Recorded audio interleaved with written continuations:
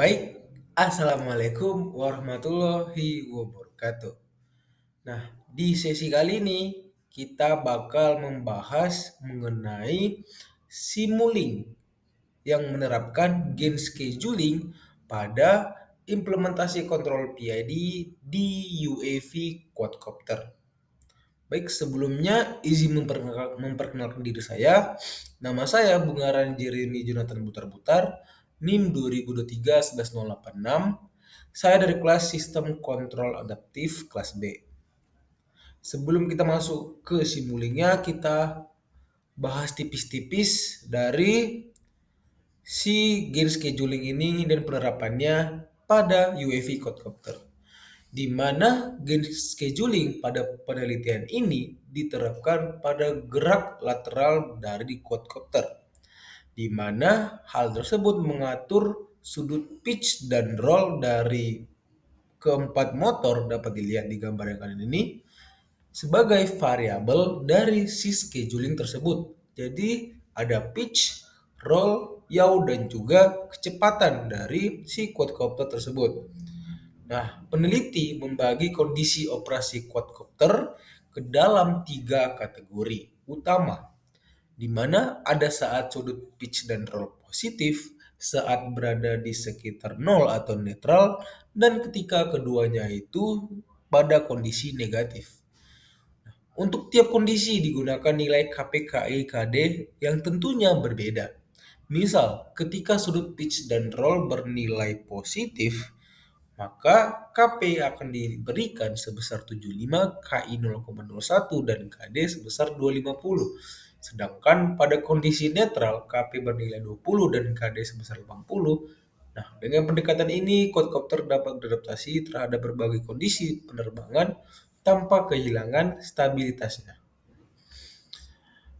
Adapun tabel dari garis scheduling tadi, kita kan bahas tuh, di mana ada 3 pengkondisiannya, yaitu pada saat pengkondisian positif, nilai KP-nya sekitar 75, KI-nya 0,01, dan KD sebesar 250. Ketika pitch dan roll itu pada kondisi netral, kita memerlukan KP yang relatif lebih kecil. Kenapa?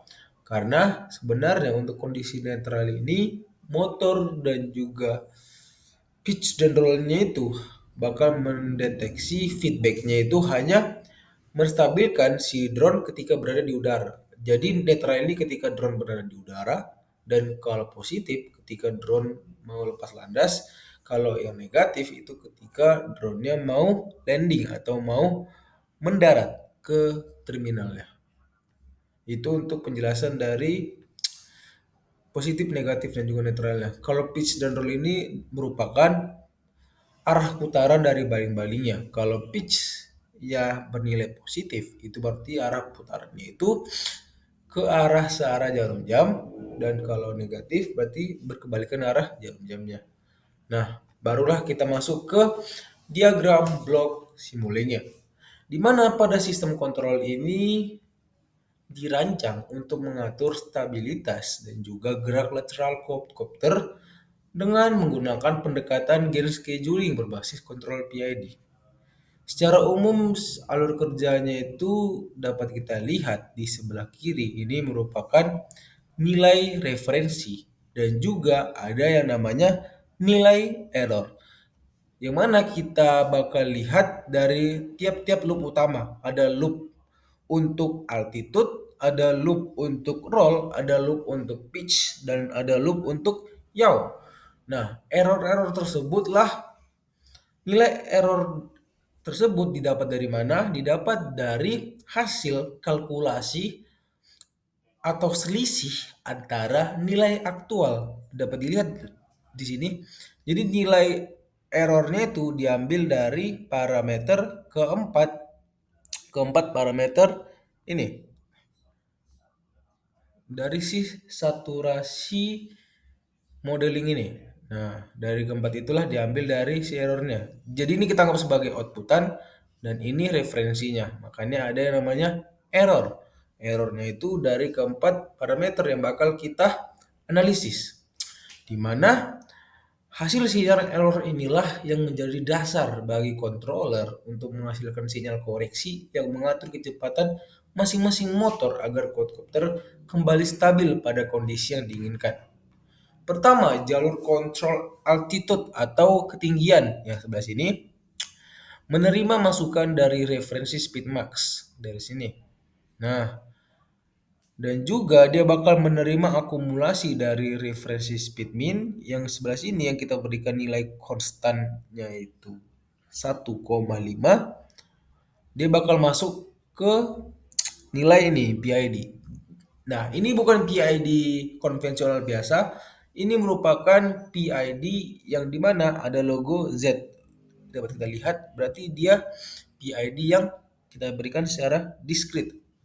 Di mana PID ini dia bakal bekerja itu secara diskrit. Jadi ketika ada inputan yang sesuai atau dari pembacaan feedback sensor, yaitu ketika dia positif, negatif, atau netral, maka PID tersebut bakal menyesuaikan dari parameter-parameter kontrolnya. Nah, itu untuk PID-nya. Dapat dilihat juga, jadi di setiap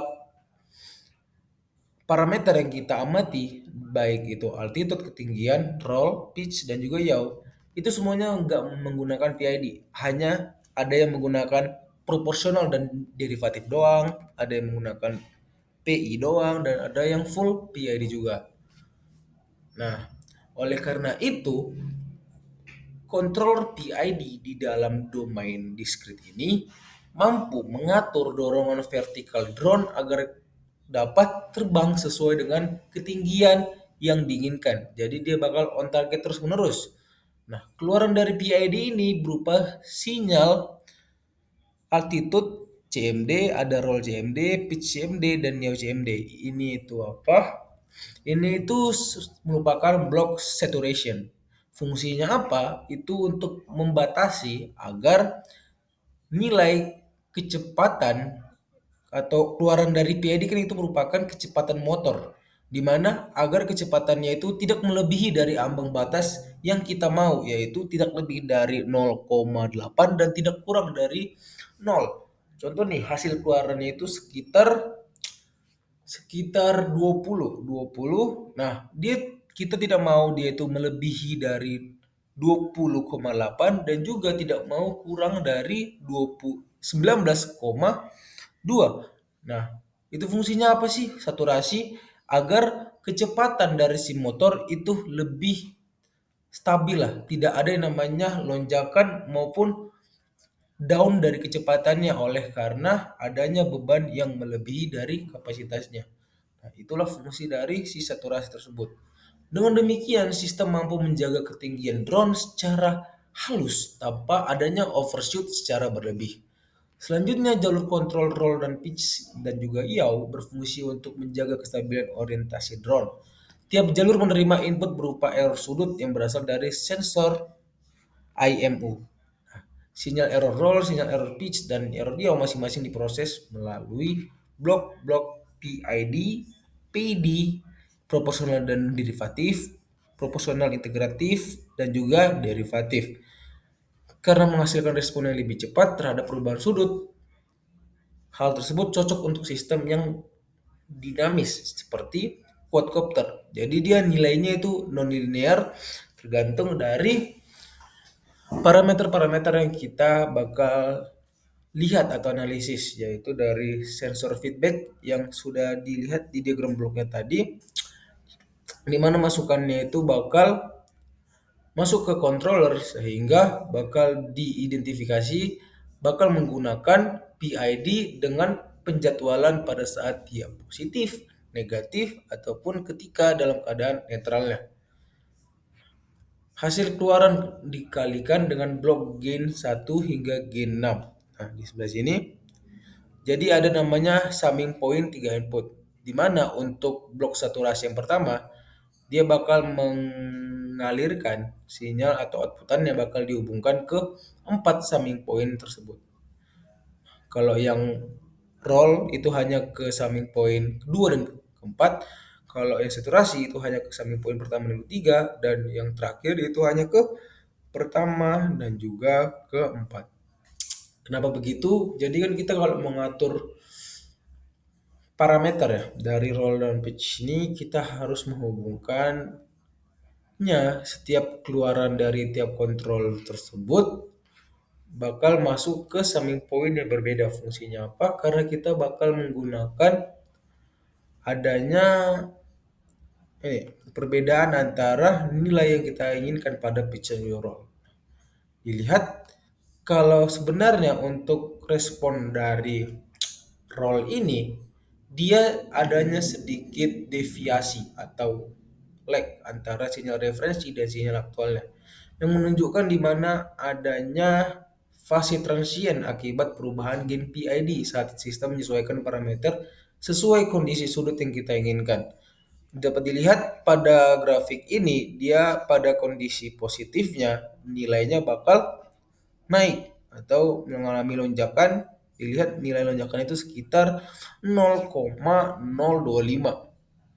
Jadi sesuai ketika dia lebih dari 0,02 maka dia bakal mengalami parameter PID sebesar 75, 0,01 dan juga 250. Nah, ini untuk roll response-nya.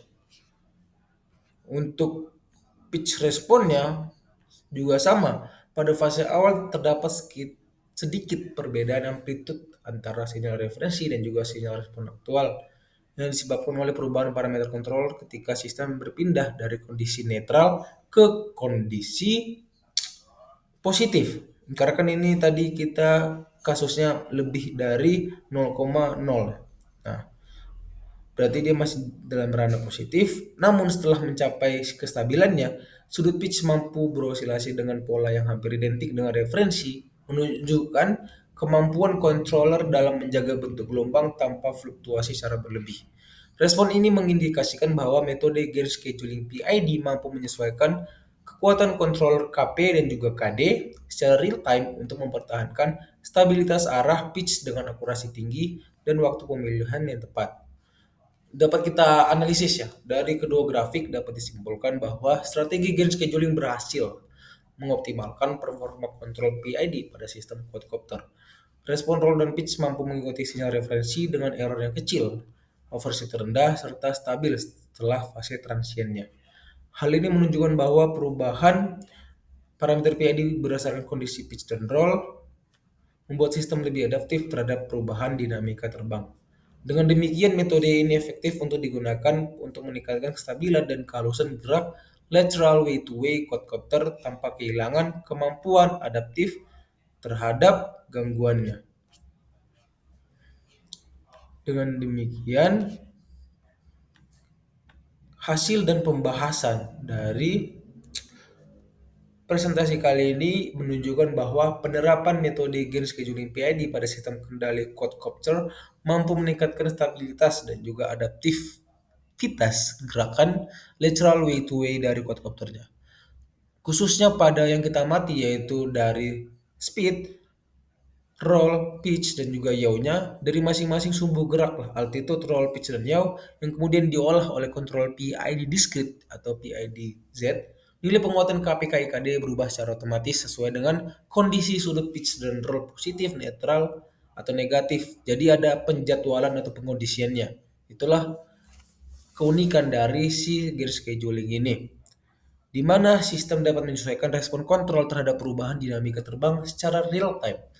Secara keseluruhan, sistem gear scheduling yang dikembangkan terbukti mampu membuat quadcopter beradaptasi terhadap berbagai kondisi penerbangan, menjaga keseimbangan orientasi, dan juga dengan pendekatan ini quadcopter dapat mempertahankan kestabilan dan kehalusan gerak meskipun terjadi variasi beban atau gangguan eksternal selama penerbangan. Penerapan metode gain scheduling terbukti mampu meningkatkan kestabilan dan juga ketepatan respon sistem. Dengan penyesuaian nilai gain secara otomatis terhadap perubahan kondisi, sistem dapat beradaptasi, mengurangi error, serta menjaga performa kontrol tetap optimal pada berbagai keadaan operasinya. Nah, adapun referensi saya ambil itu dari Jurnal Teknik ITS yang diterbitin tahun 2013. Baiklah semuanya, tibalah kita di penghujung dari presentasi ini. Saya minta maaf apabila ada salah kata dan pengucapan. Saya tutup. Wassalamualaikum warahmatullahi wabarakatuh. Terima kasih.